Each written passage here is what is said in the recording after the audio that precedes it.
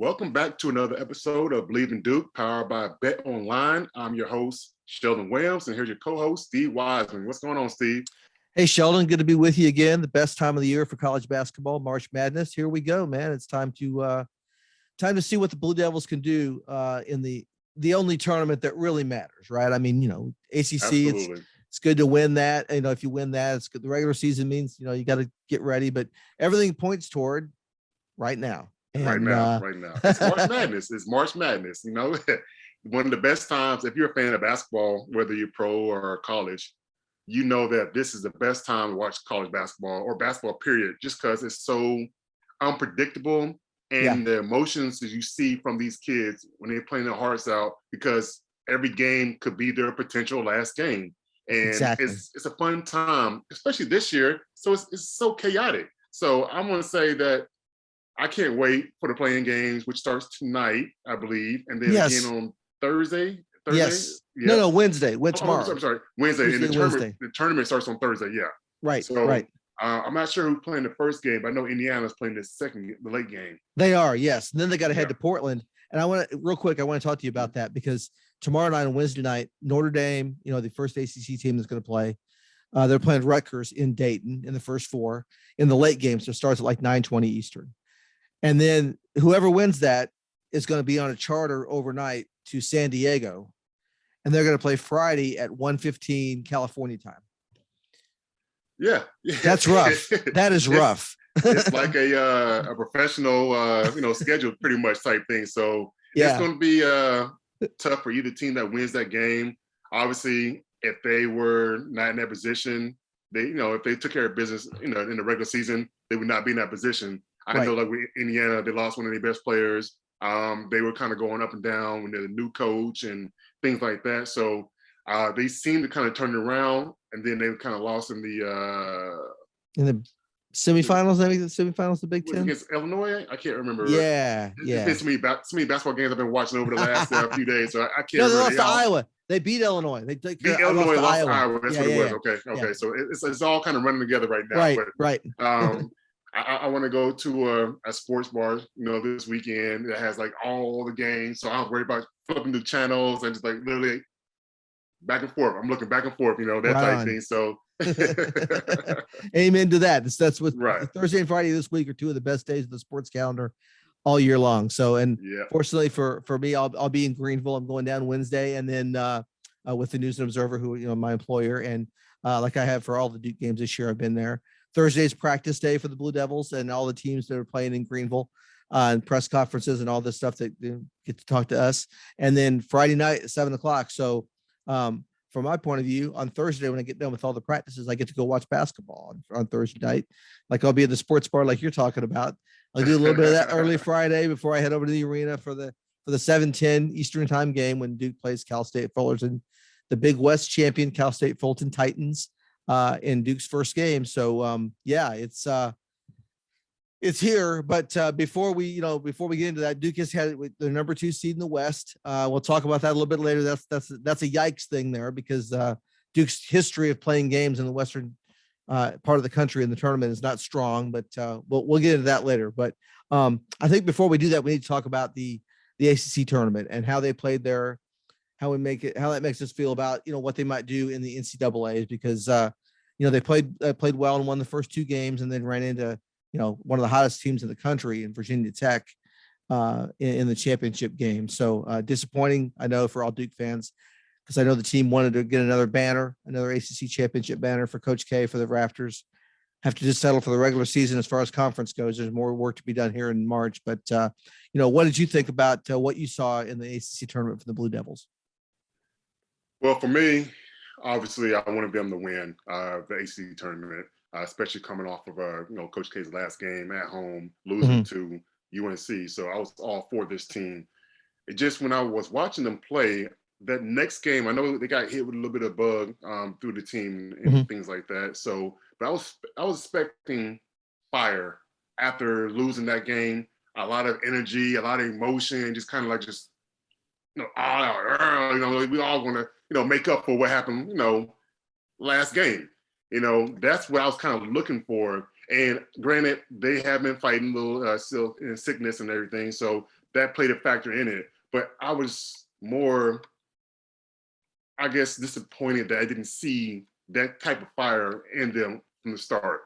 Granted, they got a chance to actually, make a run. All these games, I mean, I love it, but I don't like it when it's Duke playing.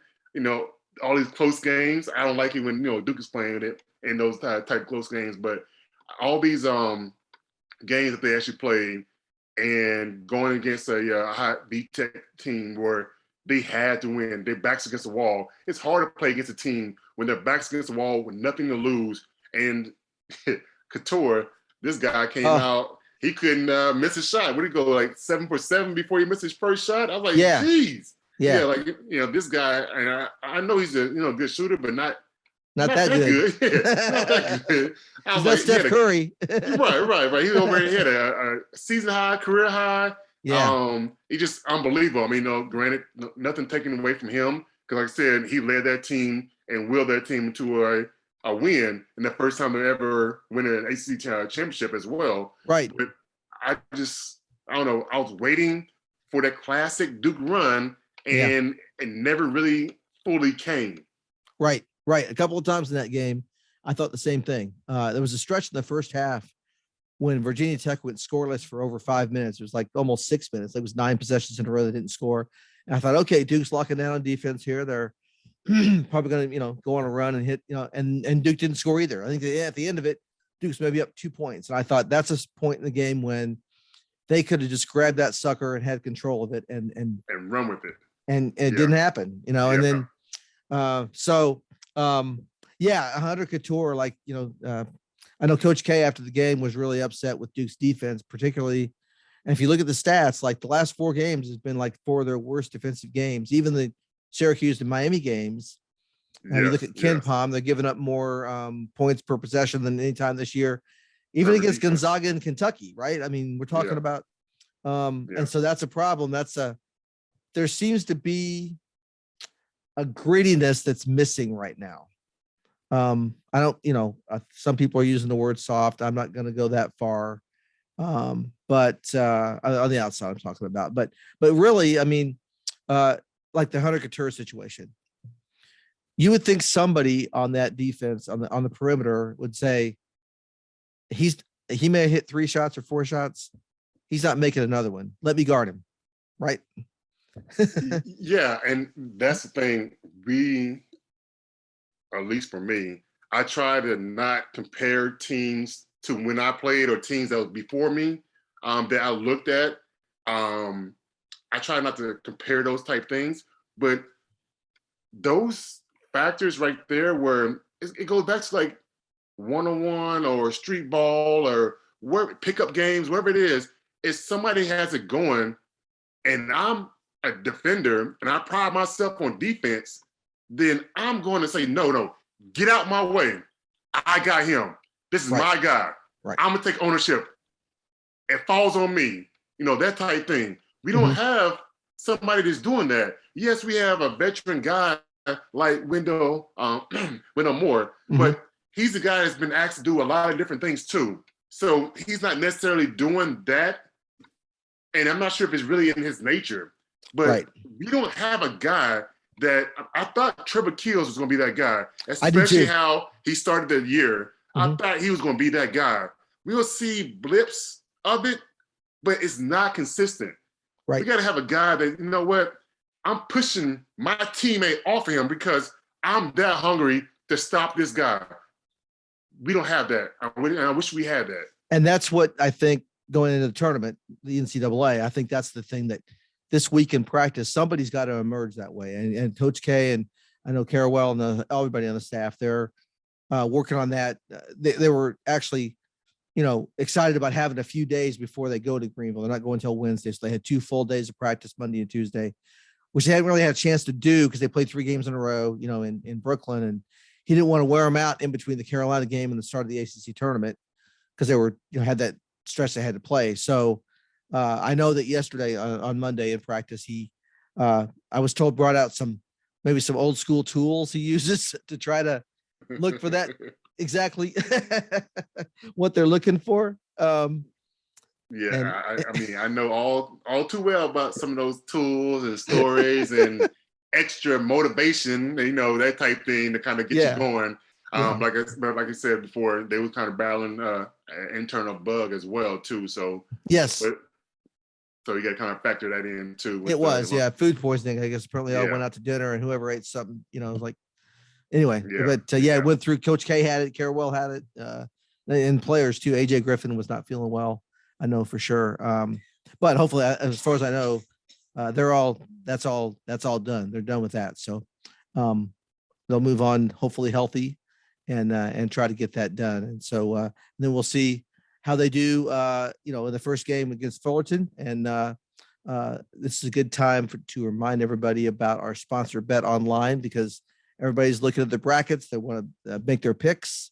Now, so many parts of the country now, it's legal to do such things that used to be just office pools and between buddies and get your bookie, but now it's all legal and above board. So it's that time of year as college basketball takes center stage in the tournament. It's finally upon us. If you're looking to wager this year, Bet Online is the number one spot for all your updated odds and info, along with great contests, including bracket contests where you can have a chance to take home the top prize. Head over to the website or use your mobile device to sign up today and receive your 50% welcome bonus on your first deposit. Just use our promo code BELIEVE, BLEAV, BELIEVE, to get started. Bet Online is your continued source for all your sports wagering needs, including live betting and your favorite Vegas casino games. Bet Online, where the game starts. And the games start in Greenville for Duke on Friday again, 7:10 p.m., I should say, when they meet Cal State Fullerton and, the champions of the Big West. First of all, let's see, Sheldon, I wanted to ask you about the bracket that came out on Sunday. Duke was the number 2 seed in the West, behind, Gonzaga, the number 1 team in the country.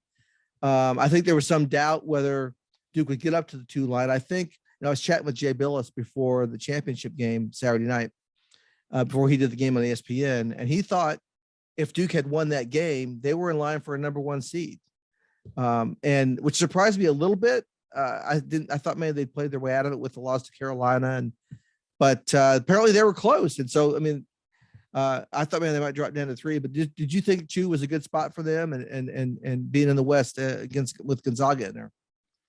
Yeah. So for me, I thought the number 1 seed was kind of out once we lost to Carolina, but then I want to say it was 2 or 3 teams before us that was ranked before us. They lost in the conference tournament as well. So yes. Now we back in the picture and we have an outside chance again. All we gotta do is take care of our own. So we get to the championship, and then all of a sudden we lose to a hot B Tech team.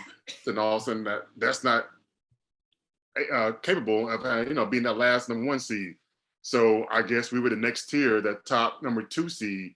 And for us being shipped out west, you already said it yourself that we typically don't do well when we're shipped out west. I was part of one of those teams that we didn't do too well. We lost, I think, Sweet 16 or Elite 8 or something like that. My freshman year. Yeah.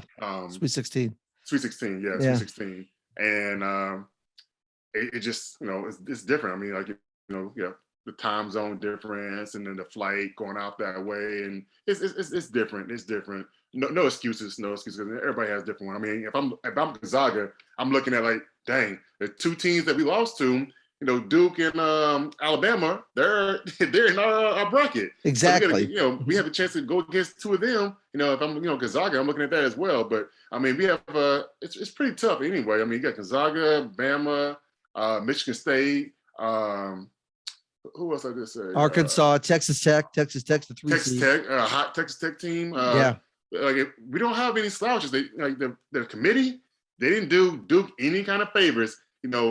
Yeah, we're gonna ship them out west, and then on top of that, we're gonna go ahead and put all these great teams that they actually have to go through before they get to the championship in that game and everything. So it's gonna be a tough ride. But we have to put our blinders on and take care of our own. Like literally, we have to get back on track because, like you said before, the last 4 games, our defense hasn't been a typical Duke defense team, and we got to get back on track to getting that stopped. Because the way we've been going, pretty much anybody's been kind of driving by us and getting to the basket, and that's something that is not Duke defense. Not at all. And not only that, guys, I know they switch all over the court, right? The switching on man to man. And a lot of times Virginia Tech was able to get a guard or somebody, a good ball handler matched up with Mark Williams on the perimeter. A few times that happened, which, that's not what you want, right? You want Mark out of the basket, but you switch it up. Not consistently. Yeah. Not consistently. It happened a few times, but more so it was like guys like Couture, whoever, guys were getting lost in the switches and they were wide open, for a three. They're not fighting their way through the screens or whatever it may be. And that goes back a little bit to that toughness we talked about, right? That grit. You got to want to be there. So, they're going to play. Now we're going to play, Duke's going to play veteran teams pretty much from here on out for foreseeable future. I mean, Cal State Fullerton has all juniors and seniors in their starting lineup. They have one sophomore, but they're, these smaller conference schools a lot of times are veteran. The guys stay there for, multiple years and you got veteran teams. And then Michigan State's got 8 or 9 seniors or whatever they always do. They're always veteran, right? If they get them, it could be Davidson, Yeah, that's just true too. I mean, the 10-7. Yeah, veteran team too. Exactly. And then after that would be Texas Tech, which, brought in a bunch of transfers this year and they had a coaching change and they maintained their play. They've been a good program the last 4 or 5 years. Made the Final Four, made the championship game, lost to Virginia. That's something else I was looking at about the West bracket. And I wrote that a couple of days ago when I was analyzing it, was all the teams in there that are great programs. Like even UConn is a 5 seed. They won 2 championships in the last 10, 12 years here. I mean, they've changed coaches and all, but they're a program. As Coach K always says, we're playing against a program, not just a team. Texas Tech has become that with their Final Four run, and they've been a solid team lately.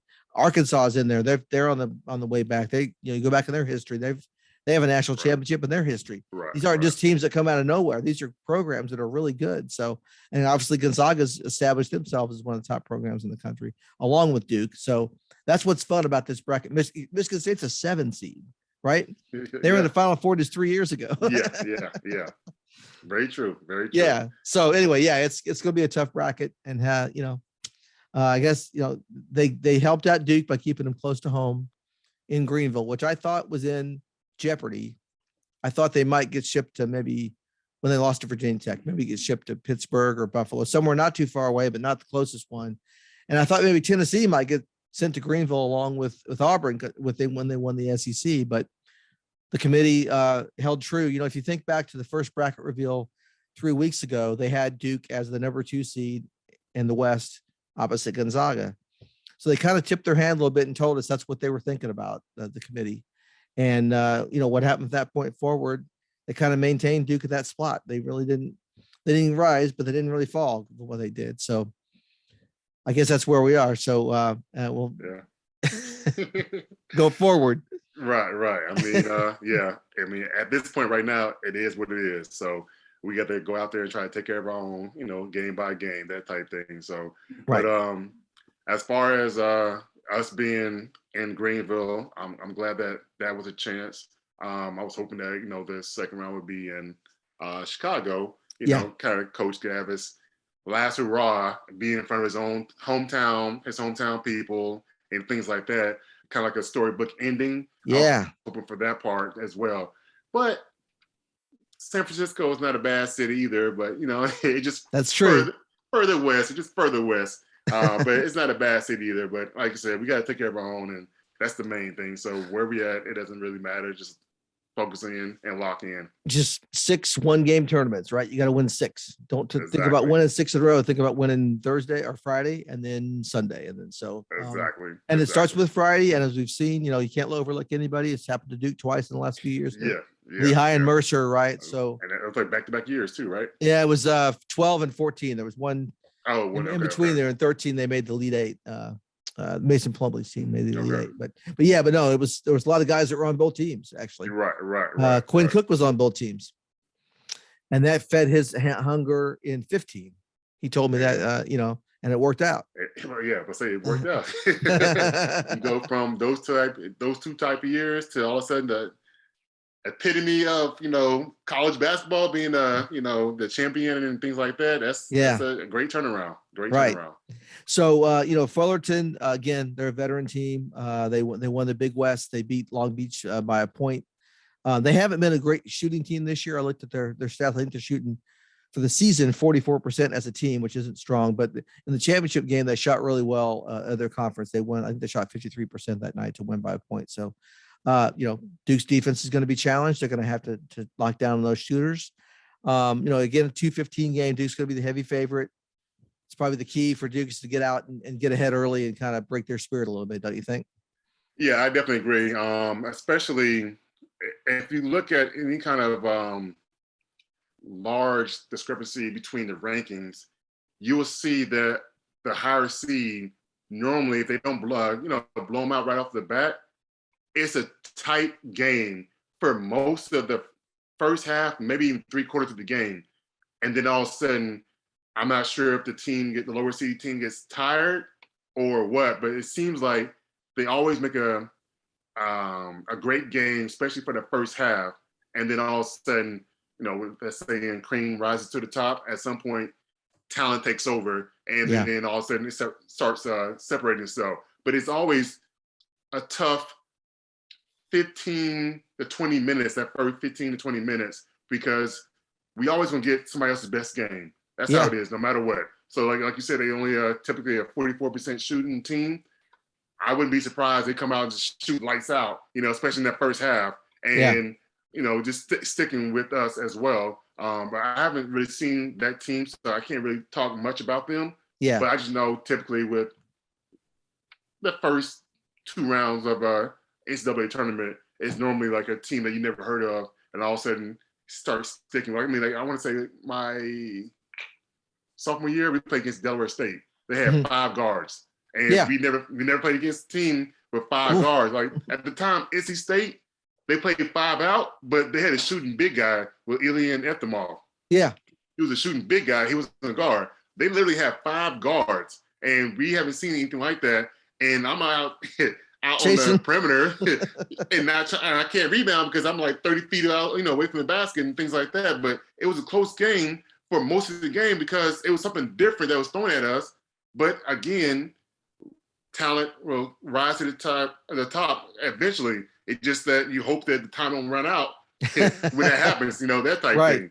Right. Exactly. That's exactly right. So yeah, it's a, teams you're not familiar with. That's what this is all about. And I think the only team, I did look at this too, the only team Fullerton played that made the NCAA tournament was Wyoming, and they lost to them. It was relatively close. I don't remember. I think it was maybe 8 or 10 points, but so they don't have a lot of experience playing somebody as talented as Duke. So that's where you want, obviously, that overwhelming talent should, in the end, push through. But we'll see. We'll see. They gotta show that grit and toughness again, right? So then, yeah. Hopefully they find it from the get-go and not try to work their way into the games, because right now they cannot work their way into any kind of game from here on out. So hopefully they out there with a lot of energy from the get-go, and then kind of go from there. So, I know the coaches never want to do this, but we can peek ahead a little bit and look at the second game, maybe at the possibility of who Duke might play. Not saying it's going to happen. Nothing's for sure, but Michigan State and Davidson, and I think the world of Bob McKillop at Davidson, the coach down there. He's been there since 1989, and one of the great coaches in the country that a lot of people don't know about. I mean, before Steph Curry, hardly anybody knew about him. Now, thankfully, he had that run with him and got to the Elite Eight, almost the Final Four, and that kind of raised the attention on his program. But they're always, they don't ever go 2 or 3 years without making the NCAA tournament at that little school. And, that would be a fun matchup. Bates Jones, Duke's reserve, played 4 years at Davidson, transferred to Duke as a grad transfer, not because he hated Davidson, not because he wanted to leave Davidson, but Davidson doesn't offer graduate classes. So he couldn't stay at Davidson. That's why they lost Kellen Grady to Kentucky. The same man. He's on continuing transferred to Kentucky. Same thing. He wanted to play his COVID year extra and had to go somewhere else to do it. So think if they had those 2 guys, my God, they'd be more than a 10 seed. Yeah, you're right about that. And then also having those 2 guys playing against Michigan State, and then it's a different story. I mean, some people think that it may be a closer game than what it is anyway, but adding those 2 guys on top of that, would gave Michigan State definitely a run for his money. Right. And then if it is Michigan State that wins, I mean, it's K versus Izzo one last time, which would be, for me, a lot of story. I think there are a lot of basketball people would appreciate that matchup. Who obviously, want Duke to win, but and K, Coach K's history in the NCAA tournament against Izzo is really strong. Like Duke's won most of the time when they've played Michigan State in March. Obviously, the exception is the last time Zion and RJ's team. yeah. Up in DC, that 1 point loss. But overall, it'd be great to see those two guys battle one more time. They've played. It seems like they play a lot either in the Big Ten, ACC, or in the Champions Classic. They play every 2 or 3 years. And this year they weren't on the schedule. They played last year. Michigan State came into Duke and beat Duke in Cameron with no fans. So they have won the last 2, I guess. But anyway, I would like to see, well, either way. But K versus Izzo one last time would get my fire going. Yeah. I definitely agree. I mean, 2 big time coaches like that. Playing again, especially one being the last year. I would love to see, we call it the 2 Titans, fighting again, the last time, whatever. But it'll be kind of cool to actually see that happen for the second round. But like you said, we can't really look into the past Cal State Fullerton, even though we want to. But then again, it could be a situation where Davidson might come out and shock some people too. And maybe a situation where we might play against Davidson. We don't know. I mean, that's right. It's crazy. It's just I don't want to put that out there and we get jinxed, that type thing. So right. I want to keep it close to the chest. On Fullerton, we're talking about Fullerton. Yeah. But, you're right. Just talking about Davidson and Michigan State, that game. A lot of brackets people pick that 10 versus 7 upset, right? It's not a big upset. It's not a lot of difference in the seeding there. So you get the 8-9, then the 5-12. There's always big time up. That seems like, but the 7-10 also is pretty much a coin flip, I think. So, yeah. So we'll see. Before we wrap this up, and I would like to get your thoughts on who you think might be the key player for Duke if they're going to get out of this weekend, win 2 games, Fullerton, and then whoever the next one might be, and get to the Sweet 16 in San Francisco. Because I have some thoughts. I think I think one of the guards has to step up, either Keels or Roach or something like that. But I'm just curious what your thoughts are as far as both sides, shooting on offense and defense. What you think, if there's one guy that can be the key here, who do you think it might be? So when it comes down to tournament time, the key thing is having perimeter play. If you look at majority of the teams that won it, they have really good perimeter play, meaning that the defense and scoring from the perimeters is happening. And that's something that we need to happen. I want to say Keels and AJ are 2 very important people. If Paulo does what he does, those 2 are very important people right there that need to be consistent, because perimeter play is something that has to be the main focus. Like I said, if you go on any other team that's won it, they have really good guards that's scoring the basketball. We know that Mark, he does a good job playing off others, but he's not a back to the basket, give me the ball and let me make a move type thing. Mm-hmm. Right. We need perimeter scoring, and that's something that we need to have from not only Keels and AJ, but Roach come off the bench, giving us that we call it the old school player. He microwave. Vinny Johnson. Microwave, Microwave, for the Pistons. So we was on the same page right there. All right. Yeah. That microwave right there. So you gotta have somebody come in with that big spark, and then being able to keep the person that you're guarding in front of you, something that we've been dealing with for the last 4 or 5 games and having issues with. We have to do that. And if we have a consistent scores and play defense, I think we have a really good chance to go deep and play in the tournament. I think so too. And I think, you mentioned Roach, the microwave, he did that against Syracuse, came out and scored 19 points, played really well. That's a game Griffin didn't play well, but Roach came in and took care of business. And otherwise Duke wouldn't have won that game in the ACC tournament. Yeah, I'm going to go with Keels just because I think, his shooting has been up and down this year, and he didn't shoot very well against Virginia Tech. I think it was 1 out of 7. But the games that he's think about the Kentucky game. He had 25 points that game. He was really a difference maker, and he seems to me like he's got it in there to be that guy we talk about on the perimeter, at the defender. Like he wants it, and I just think it's whatever's held him back recently. I don't know, he was not feeling well, and then he had the knee, not the knee, but the leg injury earlier. He had to get past that. Whatever it might be, there are times when he's shown he can be that guy, and I think he's the key factor. You mentioned him too, but I think Keels has the potential to be that guy. So we'll see. We'll see if he picks it up and comes through now. Yeah. I'm hoping and praying for that as well. I just know with us, we tend to get 3-point shot happy as well. And one of the worst things, I can't remember, it was one of the games in the tournament. We wound up in the first half. We were shooting the ball really well in the first half. I can't remember what game it was in the tournament, who we were playing against, but we shot really well in the first half. Then the second half was opposite, and we were struggling to score from the outside. And I think it was Miami. Was it Miami? Yeah. And when we struggled to score from the outside, and I'm like, I wish we can have a chance to actually do both, not just one or the other. Because when we see somebody score, say 3 threes in a row, all of a sudden the rest of the team want to shoot all threes. And that's kind of getting us in trouble sometimes, because if we're not on, we're definitely off. We don't have like JJ on the team, hey, come save us type thing. We don't have that on the team like that. So I wish that for our team, for this team right here, they would mix it up a lot more, because we have guys that can get to the basket at will and finish around the basket against length. We just tend to kind of go away from that sometimes.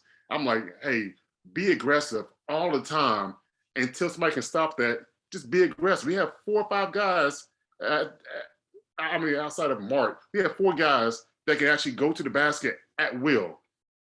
Make them try to stop you, and then mix in some threes, that type thing. But again, that's my feeling. I'm a older generation type guy. I'm not this new generation, all threes and baskets. That's not me. So Steph Curry changed everything, didn't he? Yeah, exactly. But yeah, I know in the Virginia Tech game, that's one thing Coach K talked about after up in Brooklyn was the team got 3-point happy, and they ended up, I think, 4 out of 20. They were just only made 1 or 2 after halftime. So they didn't shoot well the whole game, really 4 out of 20, right, for the whole game. Yeah, but they became too reliant on it. There wasn't enough movement on offense. I think he was more concerned about their defense, but really the shooting, he thought they got good shots. They just didn't make them. But to me, like when that's happening, if you're shooting poorly from 3-point in the game, you got to find something else to do. Like you just mentioned, right? Right. Like, find other ways to see the ball go into the basket. And then all of a sudden you get a couple of layups here, get fouled, get a couple of free throws. And all of a sudden that basket becomes a little bit bigger, and it's easier to shoot from the outside when you see the ball go in versus like, what? I shot the last 3-4 times and haven't hit. And now all of a sudden I got pressure on me. Like, do I want to shoot it? Do I want to shoot it? And you second guessing yourself. It's not in the nature and rhythm of the game. Right. And then you're sunk, then you're thinking about it too much, and that's it. So, well, we'll see what Duke does this week, as they, again, we're taping this on Tuesday, the 15th, before Duke plays on Friday against Fullerton down in Greenville. And we will, Shelden and I will be back with another pod, to talk about how things go as we get going forward here. Hopefully we're going to have many more episodes over the next few weeks here. Please. On the road to Greenville, and then hopefully San Francisco, and then in the end it's New Orleans for the Final Four. If Duke can get a lot to pull an upset to get there, because they're a 2 seed to get to New Orleans, but they've shown they can do that. They've beaten Gonzaga this year once, and so we'll see if it happens again. But anyway, this takes care of this episode of the Believe in Duke pod here on Believe Podcasts. I'm Steve Wiseman for the News and Observer. You can follow my coverage at newsobserver.com. I'll have I'll be in Greenville and have all the stuff there, and I'll be staying in touch with Shelden, and we'll get back with another pod when news develops, I guess, as they go through the tournament here. So, and everybody enjoy March Madness. Thank you for listening. Shelden, take care of yourself, and We'll talk to you again next time. Okay. No problem. It's March Madness. Let's do it, baby. Take care. All right.